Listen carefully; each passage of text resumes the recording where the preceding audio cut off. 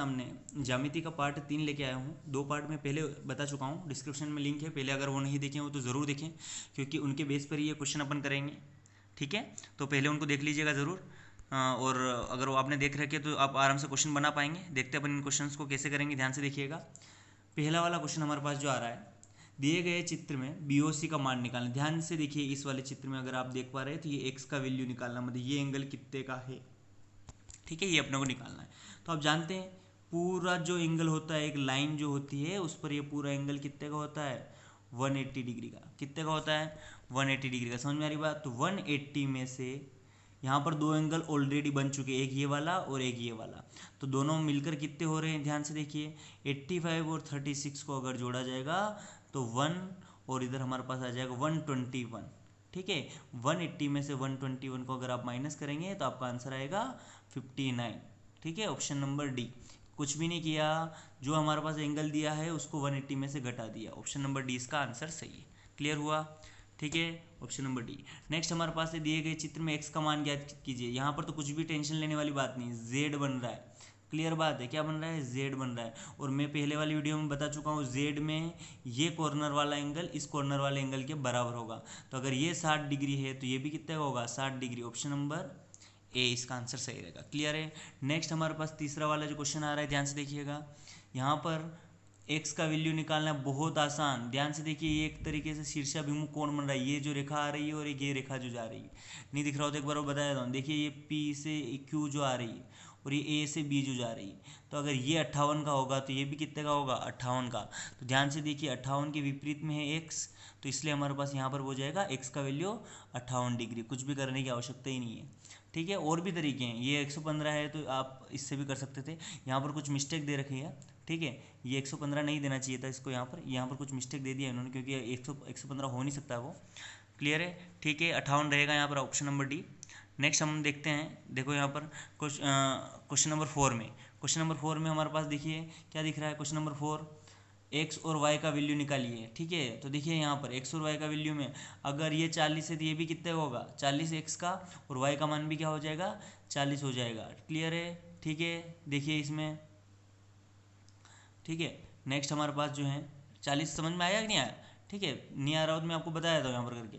ठीक है, देखिए ये 40 है तो ये भी कितना होगा, 40, और यहाँ पर बन रहा है z। ठीक है, z बन रहा है, तो z में अगर ये 40 हो गया तो ये भी 40 हो जाएगा। तो x और y दोनों का वैल्यू क्या है, 40-40। क्लियर है। नेक्स्ट हमारे पास पांचवा, 35 डिग्री का समपूरक कोण बताइए। 35 डिग्री का क्या बोला गया हमसे, समपूरक कोण बताइए। ध्यान से देखिए, अगर 35 डिग्री का समपूरक आपसे पूछा जाए तो मैंने बताया था 180 में से घटा देना है। 180 में से आपको 35 को घटाएंगे, हमारा आंसर आ जाएगा 145 डिग्री। 145। अगर पूरक बोला जाए तो 90 में से घटाना है, और समपूरक बोला जाए तो 180 में से घटाना है। याद रखने का तरीका भी बताया था मैंने। समपूरक होता है बड़ा, इसलिए 180 में से घटाना है, और पूरक होता है छोटा, इसलिए 90 में से घटाना है। तो सेकेंड वाले, इस छठे वाले क्वेश्चन का आंसर आपके पास सामने है। 60-90 में से किया तो आंसर आ जाएगा 30 डिग्री। क्लियर है। छठा भी हो गया।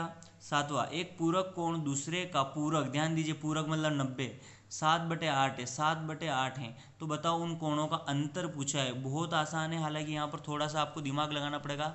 थोड़ा ध्यान से देखिए, यहाँ पर जो मैं आपको बताने वाला हूँ, एक पूरक कोण जो दूसरे का 7/8 है, तो उन कोणों का अंतर क्या है। तो देखिए यहाँ पर अगर जैसे थोड़ा सा यहाँ पर हमारे पास बटे वाली चीज़, अंश बटे हर, भिन्नों वाला, अनुपात वाला थोड़ा तरीका लगाना पड़ेगा अपने को, लेकिन फिर भी मैं आपको थोड़ा सा जल्दी करके बता देता हूँ। यहाँ पर अगर आपसे एंगल निकालने होते तो आप देखो इस तरीके से निकाल सकते हैं।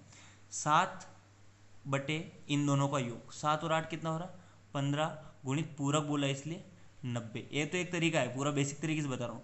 15 से काटूंगा, 15 छंग 90, 7 एक हो जाएगा हमारे पास 56 डिग्री।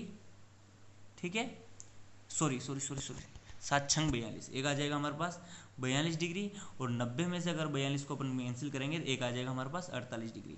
ये दोनों हमारे पास हो गए। 48 में से 42 गया तो अंतर आ जाएगा 6 डिग्री। इसमें ऑप्शन नंबर सी रहा है, इसके थोड़ा नीचे आ रहा है, आपको दिख नहीं रहा होगा लेकिन देख लीजिएगा। या इसका एक और तरीका मैं आपको बहुत आसान तरीके से करके बता देता हूँ इसको करने का। ये तो हमारे पास अनुपात वाला था।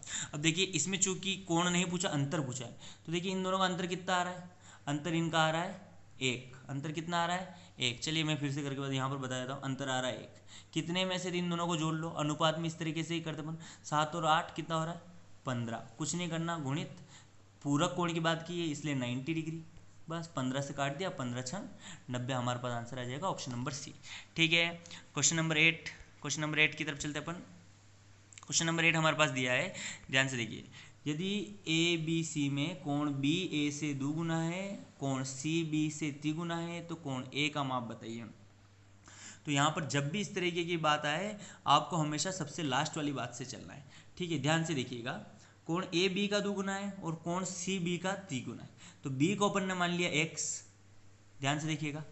तो a कितना है, दुगुना है तो 2x, c कितना है, तिगुना है तो 3x, और तीनों का योग कितना होता है 180 डिग्री, होता ही नहीं होता है। बस आप निकाल लीजिए इसका आंसर। इधर x वाली चीज़ें जोड़ी अपन ने, 3x और 2x 5x और एक 6x बराबर कितना आ गया 180 डिग्री। 6 से काटा 6 3 18, x बराबर हमारे पास 30 डिग्री आ गए। लेकिन हमसे पूछा क्या है, a का माप, हमने b को माना था x, a दुगुना है तो 2x, हमारे पास आंसर आ जाएगा 60 डिग्री। क्लियर है आपका आंसर? समझ में आ रही बात यहाँ तक कि नहीं आ रही है? ठीक है, हुआ ये। अब आते हैं अपन 9वें वाले क्वेश्चन की तरफ। देखिएगा 9वें वाले क्वेश्चन में क्या दे रहा है, किसी त्रिभुज के दो कोण बराबर है तथा तीसरे कोण का माप, तथा क्या बोला गया है, तीसरे कोण का माप उन दोनों कोणों में से प्रत्येक से 24 डिग्री अधिक है, तो बड़े कोण के माप को अंशों में बताना है। बहुत ही आसान क्वेश्चन है। दो कोण तो बराबर है, तो दो कोण को अपन ने मान लिया x धन x, और तीसरे कोण की जो माप है उन दोनों में से प्रत्येक से 24 डिग्री अधिक है। मतलब उन दोनों का एक से, जो तो इसके पास है ही से, और 24 और अधिक है, इसलिए ये 24 डिग्री। बहुत आसान। ठीक है, बराबर हमारे पास 180 डिग्री, सभी का योग 180 होता है। क्लियर हो रहा है यहाँ तक? ठीक है, बस इसको जोड़ लेंगे। इधर x कितना हो गया 3x। ठीक है, समझ में आ रही बात? तो मैं यहाँ पर लिख कर बताता हूँ, 3x धन 24, 3x धन 24 जो है उधर चला जाएगा, तो मैं उधर डायरेक्टली घटा रहा हूँ। 180 में से आपको 24 को घटा देने हैं। ठीक है, 24 को घटा दिया, 180 में से 24 गया तो कितना बचा बताइए? 180 में से 24 गया तो हमारे पास बचा 156। क्लियर है क्या? हाँ ठीक है, 3 से काटा, 3 5 15, 3 दूनी 6, x बराबर आ गया 52 डिग्री। लेकिन हमारा आंसर यहाँ 52 नहीं रहेगा, उसने क्या बोला, बड़े कोण का माप। तो जो 24 अधिक है, 52 में 24 को अगर जोड़ा जाएगा तो आपका 76 आंसर सही रहेगा। इसलिए क्वेश्चन को भी ध्यान से आपको देखना है। क्लियर है? नेक्स्ट हमारे पास क्वेश्चन नंबर 10, क्वेश्चन नंबर 10वां। इधर तो ऑप्शन आ गए। क्वेश्चन नंबर 10 पढ़ लीजिए। देखिए, त्रिभुज ABC में AB और AC बराबर है, और आपसे बोला गया है तो सी कोण B 70 डिग्री है, तो सी का मान बताइए। तो ऐसे क्वेश्चन में आपको हमेशा चित्र बना लेना है, आपको लिख लेना है ABC। आपसे बोला गया AB जो है वो AC के बराबर, मतलब ये भुजा इस भुजा के बराबर है, और बराबर भुजाओं के सामने वाले कोण बराबर होते हैं, तो बराबर मैंने यहाँ लिख दिया। अब कोण B 70 का है, कोण B 70 का है, तो आपको कुछ नहीं करना है। कोण B अगर 70 का है तो कोण C भी कितने का हो जाएगा, कोण C भी 70 का हो जाएगा। तो इसका ऑप्शन हमारे पास आ जाएगा 70 डिग्री। 70 डिग्री ऑप्शन ए हमारे पास आंसर सही रहेगा। ऑप्शन नंबर ए हमारे पास आंसर सही है। क्लियर है? क्वेश्चन नंबर 11 की तरफ बढ़ते हैं फटाफट। किसी समकोण त्रिभुज का एक कोण 40 डिग्री, समकोण नाम से ही पता चल जाना चाहिए, मैंने बताया था पहले वाले वीडियो में 90 डिग्री। ठीक है, समकोण त्रिभुज का एक कोण 40 डिग्री, ऑब्वियस बात है, एक 90 का दूसरा 40 है, तो एक अगला वाला कितने का होगा बताइए? 40 का है तो तीसरा वाला हमारे पास 50 डिग्री का होगा, क्योंकि एक ने 90 ले लिया, बचा हमारे पास 90। ठीक है, क्लियर है? 90 50, क्लियर है? समझ में आ रहा? एक तो 90 हो गया, अब बचे कितने 90, उसमें से एक ने 40 ले लिया तो बचे कितने इसके पास 50। क्लियर है? नेक्स्ट, समबाहु त्रिभुज की एक भुजा बढ़ाएगी तो बहिष्कोण कितने अंश का होगा? बहिष्कोण समबाहु त्रिभुज का सदैव 120 डिग्री का होता है, ये याद रखिएगा, क्योंकि समबाहु त्रिभुज के प्रत्येक कोण बराबर होता है और प्रत्येक कोण 60-60 डिग्री का होता है। और अगर भुजा बढ़ाई जाएगी तो कितने का होगा? 120 डिग्री का होगा। हालांकि आप डायरेक्टली डाटा भी याद रख सकते हैं। क्लियर बात है? कैसे, मैं आपको यहाँ पर करके बता देता हूँ। अगर ये समबाहु त्रिभुज है तो अगर ये 60 डिग्री, तो ऑब्वियस बात है ये कितने का होगा, कितने का होगा? समझ में आ रही बात? कितने का होगा? 120 डिग्री का होगा। क्लियर है? हुआ आपका? समझ में आया? ठीक है, नेक्स्ट वीडियो में मिलते हैं अपन, और ज्यामिति का पार्ट 4 लेके आऊँगा। अच्छे से पढ़िए। Okay, thank you.